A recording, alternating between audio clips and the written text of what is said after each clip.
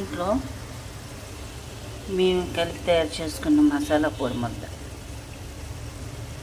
అది ఏంటండి మీకు తర్వాత చెప్తాను, తర్వాత వీడియోలో చూపిస్తాను. ఆ పౌడర్ ఎలా తయారు చేస్తారంటే ధనియాలు, గసగసాలు, జీలకర్ర అన్నీ మనం దాల్చిన చెక్క అవి ఆ మసాలా అంతా ఒక ప్రాసెస్ ఉంటుంది. ఇవాళ ఉంటుండగా ఉప్పు అప్పుడే వేయకూడదు, ఎందుకంటే గోంగూర రేయలు కదా. గోంగూర ముద్ద అయిపోయింది. గోంగూర టమాటా, గోంగూర ఉడుగు పెట్టేసి ఆల్రెడీ నేను కవ్వం కొట్టి ఉంచాను. అలాగే టమాటా పళ్ళు, గోంగూర ఇది ఇప్పుడు ఇందులో వేసుకుంటాను.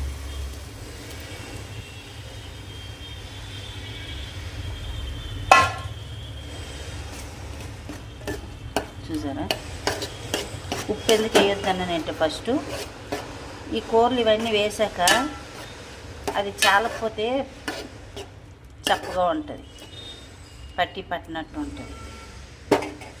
అందుకు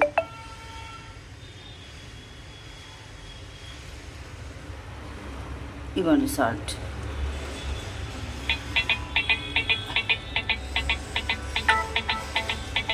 రుచి సరిపోయినంత.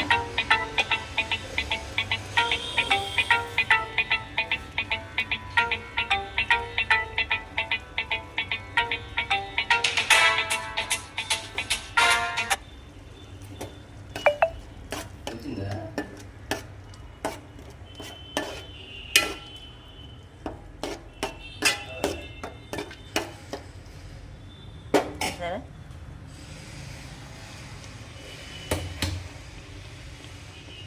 ఇందులో కొంచెం వాటర్ పోసుకుంటే వాటర్ తీసుకొస్తాం.